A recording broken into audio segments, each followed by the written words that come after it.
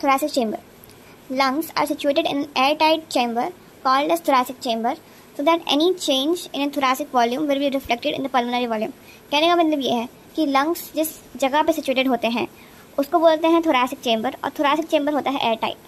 Airtight मतलब जैसे हम इमेजिन कर सकते हैं कि हम किसी बलून के अंदर एक और बलून डाल दें, और जो हम बाहर वाला बलून है अगर हम उसमें एयर डालेंगे या फिर उसमें से एयर निकालेंगे, मतलब कंप्रेशन करेंगे उस बलून का, फिर उसमें से एयर निकालेंगे, तो उसकी change in volume will be reflected on अंदर का छोटा वाला बलून है उस पर.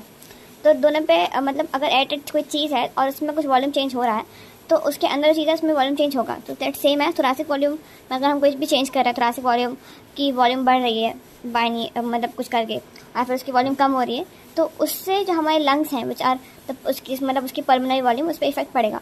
तो थोरासिक चैम्बर जो एयरटाइट चैम्बर है वो बनता किससे है? It's formed ventrally by sternum. Ventrally मतलब आगे से स्टर्नम, डॉर्सली मतलब पीठ साइड, वहाँ पे vertebral column and specifically thoracic vertebrae होगी. उसके बाद लैटरली बाय रिब्स जो कि वर्टिब्रल कॉलम से होकर स्टर्नम पे जुड़ते हैं.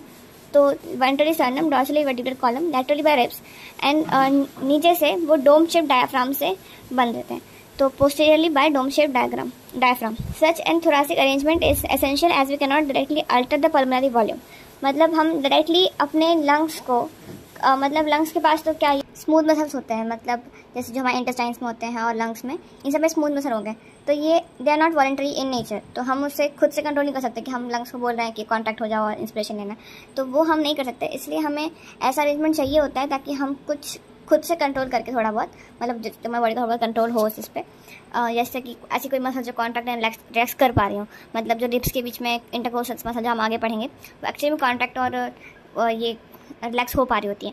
इसकी वजह से तो हम थोरासिक वॉल्यूम चेंज कर सकते हैं. तो इसलिए थोरासिक वॉल्यूम चेंज करके हम पल्मोनरी वॉल्यूम को चेंज करेंगे so that breathing actually works. तो ब्रीथिंग इन ह्यूमंस या फिर रेस्पिरेशन में कौन कौन से स्टेप्स होते हैं इन ह्यूमंस? सबसे पहले तो जो पल्मोनरी वेंटिलेशन जिसको बोलते हैं ब्रीथिंग, वो स्टार्ट होगी जब एटमॉस्फेरिक एयर हम अंदर लेंगे और CO2 रिच एयर को बाहर छोड़ेंगे, इंस्पिरेशन एंड एक्सपायरेशन.